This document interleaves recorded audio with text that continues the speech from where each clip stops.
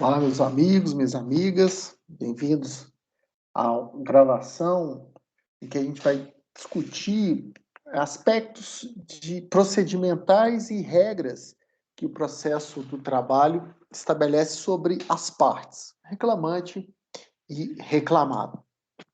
Muito bem.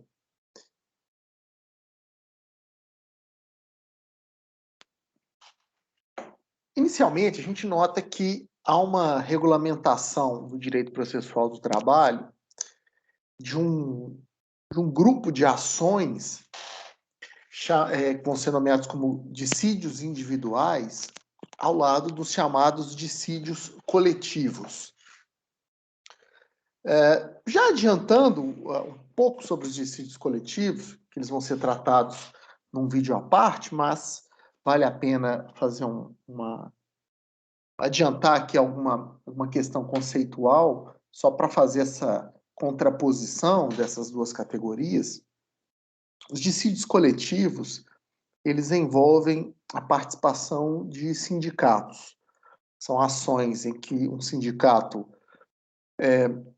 propõe contra o sindicato dos trabalhadores, por exemplo, ou dos empregadores, propõe contra o sindicato da categoria oposta, em razão da impossibilidade de terem essas entidades sindicais obtido êxito, ou a possibilidade de obter êxito na negociação de acordos e convenções coletivas. Tem mais alguns desdobramentos, né? Há algumas hipóteses de legitimidade específica, o Ministério Público pode propor dissídio coletivo em casos pontuais, mas a ideia essencial, a ideia básica, passa por isso, né? Maiores detalhes e uma análise um pouco mais apurada e precisa sobre dissídios coletivos, a gente vai fazer numa gravação à parte, como eu já disse. Mas o foco dessa nossa conversa aqui hoje é esse aspecto procedimental, em especial, né, do chamado dissídio individual, que são reclamações trabalhistas que têm por objeto a discussão de direitos individuais, que acontece quando um ou mais reclamantes postulam em face de uma ou mais partes reclamadas.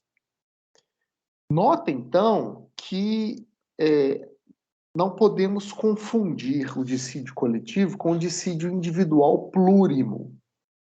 Dissídio coletivo não é uma ação em que mais de um reclamado postula seus direitos pessoais em face de mais de um reclamado. Isso é um dissídio individual plurimo. Como vimos agora, o dissídio coletivo ele tem a peculiaridade essencial de envolver a discussão de direitos coletivos, ali representados ou ali buscados pelas entidades de representação coletiva, que são as entidades sindicais. Então, o que caracteriza um dissídio como individual não é a presença de um reclamante em face de um só reclamado, mas a natureza do direito que está em discussão.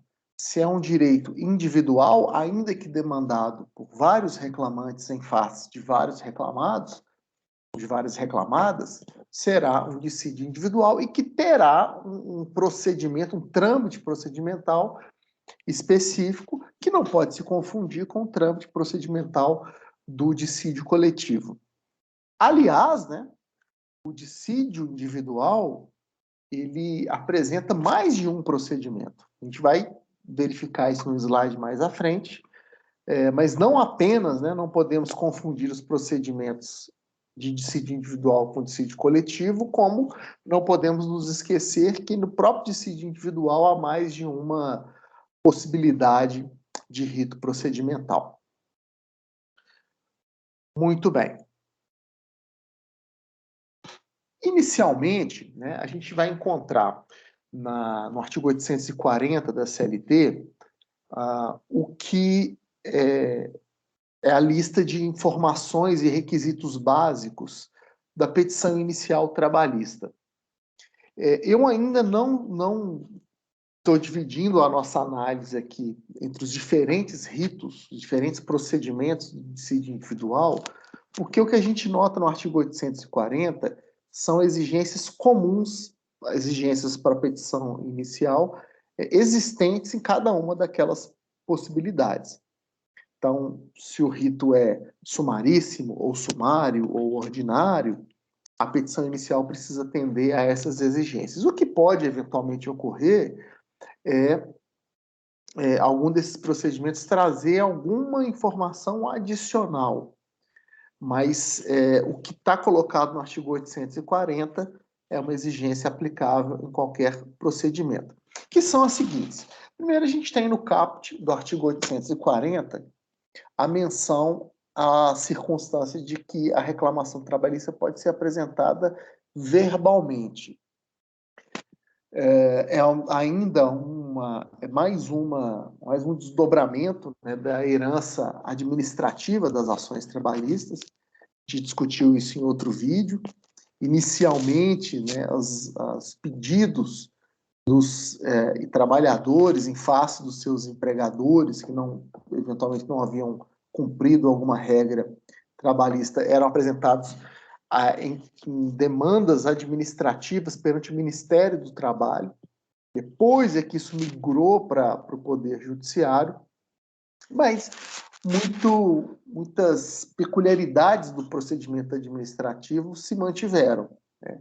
O fato das partes poderem litigar sem representação de advogado, o fato de que as demandas dos empregados são essencialmente gratuitas, não há recolhimento de custas iniciais para se apresentar uma reclamação. O próprio termo, né, reclamante, reclamado e reclamatório trabalhista é fruto dessa herança administrativa, e isso também que a gente está vendo agora, a possibilidade da petição inicial ser apresentada verbalmente, né? Ao invés de ser uma petição por escrito, ela ser falada, né? Os requerimentos serem apresentados verbalmente. Isso, em termos práticos, é operacionalizado nos tribunais trabalhistas a partir do setor de atermação. Quem pretende se valer dessa possibilidade de apresentar uma reclamação verbal, vai aos fóruns trabalhistas, procura o setor de averbação, é recebido por um servidor público, um servidor do fórum trabalhista, que ouve o que o reclamante tem a postular e coloca por escrito, resumidamente, o que foi dito e as pretensões, né, os pedidos a ser realizados ou as tutelas pretendidas por aquela parte. Tem ficado cada vez menos comum reclamações sendo apresentadas a partir da termação. Acontece ainda, mas a gente, pelo menos na minha experiência pessoal, eu tenho visto isso ficar cada vez mais raro. Normalmente, as partes reclamantes se valem da possibilidade de apresentar a petição inicial por escrito.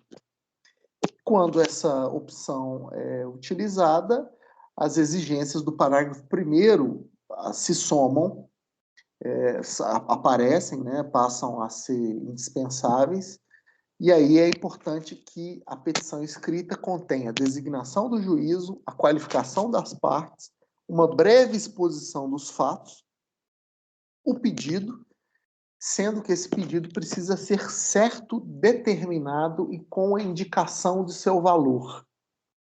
E é preciso que a petição contenha ainda data e assinatura do reclamante ou do seu representante, do seu advogado.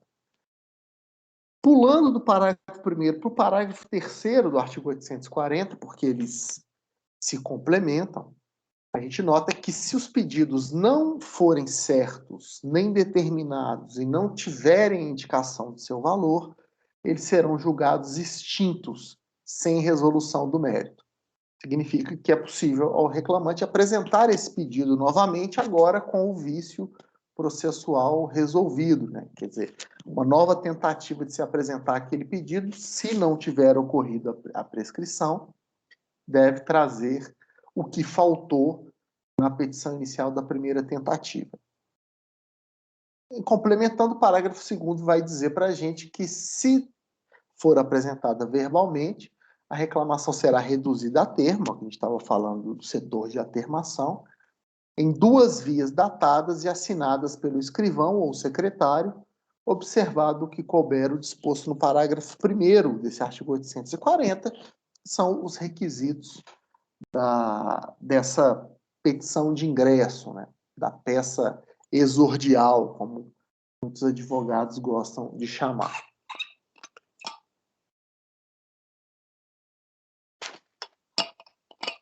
Quem lembra bem, quem conhece os requisitos da petição inicial no processo civil, deve estar olhando para o artigo 840 da CLT e, em primeiro lugar, vendo o quanto as exigências no direito processual do trabalho são menores e mais simples do que as exigências do Código de Processo Civil para a petição inicial das demandas cíveis. Mas, além disso, deve estar sentindo falta da exigência do valor da causa. O Código de Processo Civil é muito incisivo em exigir que a petição inicial traga a atribuição de qual valor se dá à causa. Isso é importante por mais de um motivo, entre eles para ser usado como base de cálculo da definição de custas e taxas judiciárias que no processo civil são, como regra, recolhidas no ajuizamento das demandas. No processo trabalhista, a gente acabou de comentar que não há esse recolhimento de custas prévias no início da ação. Então, nesse sentido, não há, por esse motivo, a necessidade de indicação de um valor da causa, mas não nos enganemos, isso não significa, e ao lado de não haver menção do artigo 840 ao valor da causa, também não significa que esse dado não seja relevante no direito processual do trabalho. Por motivos outros e por exigências até de outros artigos e até de outra norma, o valor da causa é irrelevante para a definição do rito procedimental. Como eu havia adiantado, o dissídio individual ele abarca mais de um procedimento. Um deles é o do inquérito para apuração de falta grave, que é um procedimento bem específico, que a gente vai tratar dele num momento à parte também, a parte, inclusive, dos procedimentos especiais. E para as pretensões mais gerais, existem os outros 3 procedimentos que variam a partir do valor econômico dos pedidos, ou seja, dos valores da causa. Se a pretensão do reclamante somar até 2 salários mínimos, a reclamatória segue um rito sumário, cujos detalhes principais a gente vai ver adiante. Se os pedidos, os valores, as pretensões econômicas dos pedidos somarem um valor entre 2 e 40 salários mínimos, a reclamatória segue o rito sumaríssimo, também com detalhes centrais a serem analisados nos próximos slides. E se a soma das pretensões econômicas dos pedidos superar 40 salários mínimos, a reclamatória segue o rito ordinário, que é o rito mais comum, que é o rito básico. Bom, o procedimento sumário ele está previsto na Lei 5584, de 1970, que traz 2 regras, 2 peculiaridades básicas. Primeiro, que nas reclamatórias que tramitam nesse procedimento, na decisão, na ata de audiência, melhor dizendo, será dispensado o resumo dos depoimentos, podendo se constar da ata apenas a conclusão do magistrado quanto à matéria de fato. Então, no procedimento sumário, o juiz ouve as testemunhas e está autorizado por lei a colocar na ata apenas a conclusão final que ele extraiu daqueles depoimentos. Não há necessidade de transcrever palavra por palavra do que foi dito pela testemunha. Nota-se, então, um interesse pela simplificação desse procedimento, até pela celeridade. Ao lado disso, a gente vai notar no parágrafo 4º do artigo 2º da Lei 5584, que a menos que o recurso se gire em torno de uma suposta violação da Constituição pela decisão recorrida, não cabe recurso de decisões proferidas nos ritos sumários. Vamos dizer com outras palavras para ficar mais claro. A princípio, tomada a decisão em primeira instância no procedimento sumário, não cabe recurso da sentença, a menos que a alegação, o argumento central do recurso seja uma suposta eventual violação da Constituição pela sentença. Aí é a única possibilidade de recurso no procedimento sumário. Fica, então, evidente, mais uma vez, o intuito de se estabelecer maior celeridade nesse procedimento, que ele chegue ao final, que a decisão transite em julgado o quanto antes. O que é um intuito, e essa pressa em se chegar ao final, é compreensível e razoavelmente compatível nesse caso, dada a simplicidade das pretensões. Nós temos pedidos cujo valor somado não superam 2 salários mínimos. Então, realmente é uma discussão bem pontual de eventuais violações da lei trabalhista muito específicas e em menor volume.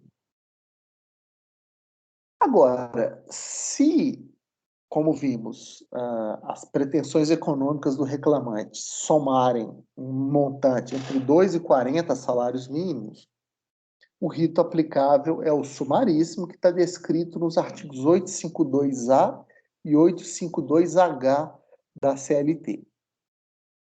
É também um procedimento que busca maior rapidez, não tanto quanto a do procedimento sumário, mas bastante mais abreviado do que o procedimento ordinário, como a gente vai ter oportunidade de avaliar. Contudo, não apenas, e repetindo, é preciso que o valor da causa esteja entre 2 e 40 salários mínimos, mas também não é possível que a administração pública direta, autárquica ou fundacional seja parte nessa ação. Novamente, aqui dizendo de outra forma, para ficar mais claro, não é possível que a reclamatória trabalhista tramite pelo procedimento sumaríssimo se a administração pública, direta, autárquica e fundacional, for uma das partes, reclamante ou reclamado. Nesse caso, o rito deve ser ordinário.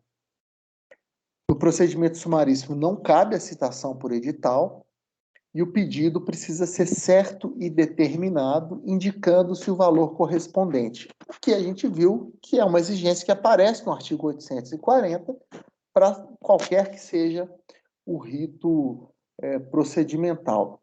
A questão é que no rito sumaríssimo, a consequência para a violação dessas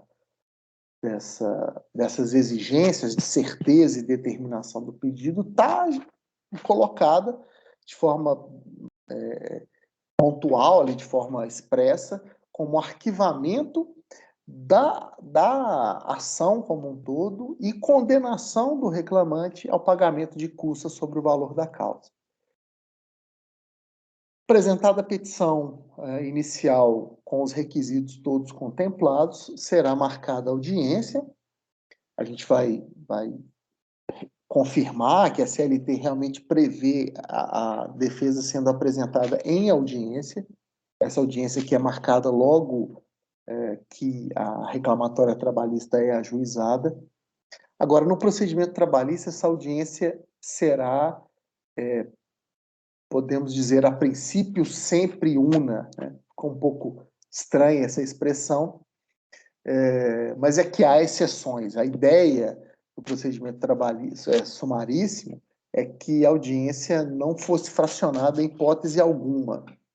O que, na verdade, a CLT até não diz que devesse acontecer no procedimento ordinário, mas na prática acontece muito. A audiência, o procedimento ordinário ser dividida em diferentes momentos, momentos nos quais atos específicos são realizados.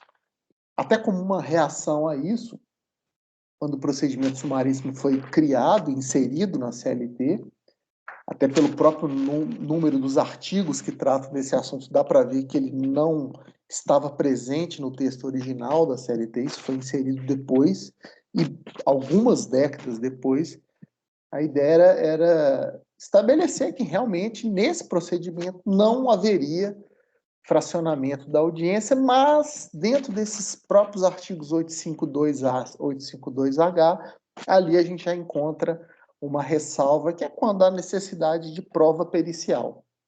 Aí a audiência é interrompida para que se realize a prova pericial, depois disso a audiência é retomada. Mas, tirando essa situação, a audiência será una, sem fracionamento, e cada parte pode ouvir até 2 testemunhas. Essas testemunhas vão comparecer independentemente de intimação. O juízo só mandará uma intimação para a testemunha se, no dia da audiência, essa testemunha não aparecer e a parte que a convidou para prestar depoimento comprove que houve esse convite. Convencido o magistrado ou a magistrada de que a testemunha foi convidada e ainda assim deixou de comparecer, aí a audiência é remarcada para uma outra data e essa testemunha é intimada com o aviso de que, se ela não comparecer na próxima data marcada, ela será conduzida de forma coercitiva. Ok. Ao lado disso, ao lado do que a gente viu, sabemos que resta agora entendermos o procedimento ordinário, que é do qual a gente vai se ocupar aqui nos próximos slides dessa gravação.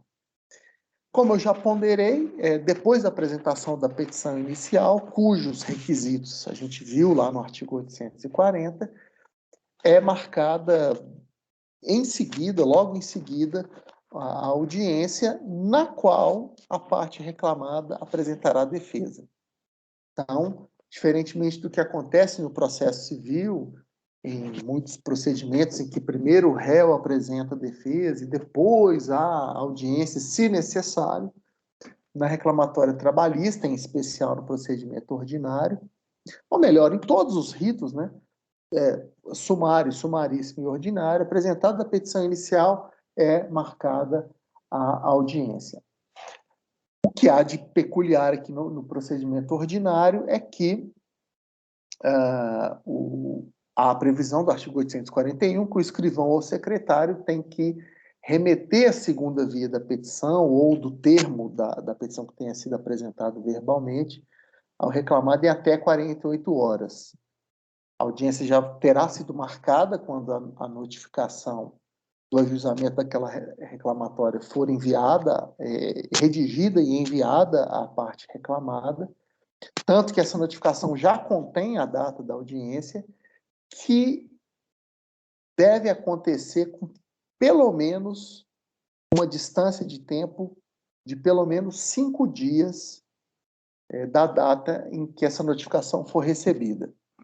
Então vamos lá, petição inicial apresentada, escrivão ou secretário vai marcar uma audiência e vai redigir um texto de notificação avisando a parte reclamada de que há aquela ação movida com pedidos direcionados a essa parte reclamada.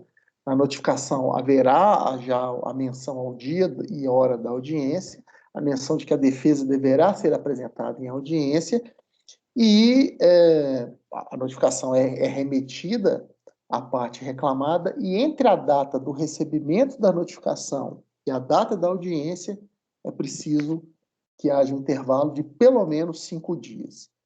É o que o legislador entende como período mínimo para o reclamado organizar a sua defesa e se programar para comparecer em audiência, eventualmente até levando algumas provas consigo. Notem que a CLT não fala em citação, ela não usa a expressão citação, ela fala em notificação inicial. Mas quando a gente examina os efeitos dessa notificação, a gente percebe que tem os efeitos do que no Código de Processo Civil é chamado de citação. O procedimento dela ocorrer que é também bastante mais simples, né? Como regra, no processo trabalhista, essa notificação vai pelo correio à parte reclamada. E o que há na prática é a menção, é o registro do dia em que essa notificação foi postada no correio, e há uma presunção de que ela chega à parte reclamada em 48 horas. Uma presunção relativa.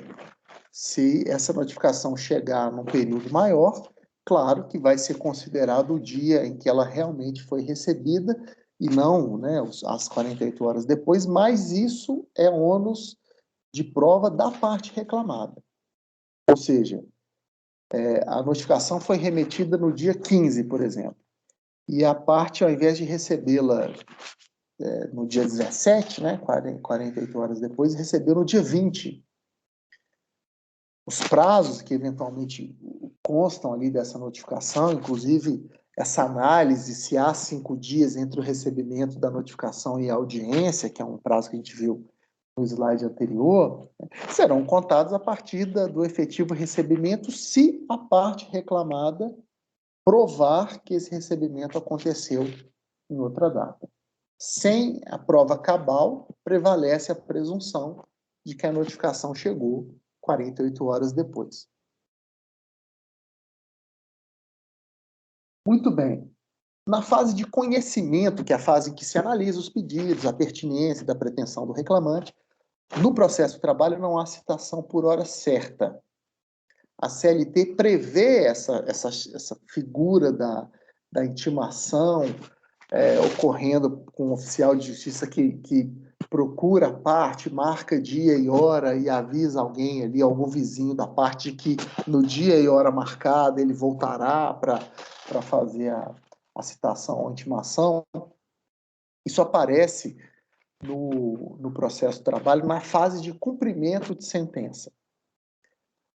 Na fase de conhecimento, como eu já ponderei, a regra básica é de notificação pelo correio, sendo que, se a parte reclamada criar embaraços ao recebimento da notificação pelo correio, por exemplo, mentir para o funcionário do correio que aquela pessoa não existe, que aquele endereço não é aquele, e houver prova, né, de que é um reclamado que nega ser ele mesmo, né, que está criando dificuldades para que a notificação lhe seja entregue, ou mesmo, se o reclamante não souber onde encontrar a parte reclamada, será possível a citação por edital, no rito ordinário, tá? Lembrando que no rito sumaríssimo não cabe a citação por edital, mas a gente já está falando do rito ordinário e a menção a essa possibilidade a gente encontra no parágrafo 1º do artigo 841. Ok? Bom, então a gente falou um pouco da petição inicial, falamos da notificação que é feita à parte reclamada, que então precisa comparecer em audiência para apresentar defesa e produzir suas provas. A gente vai entrar então nesse segundo momento do rito ordinário, mas em outro vídeo, porque esse aqui já atingiu cerca de 30 minutos, que é o nosso padrão de tempo das gravações. Então, eu interrompo exatamente nessa virada de fase, mas retomo no próximo vídeo, na segunda parte dessa nossa conversa, a partir desse slide que vocês estão vendo aí na tela. Beleza? Obrigadão, abraço, até a próxima.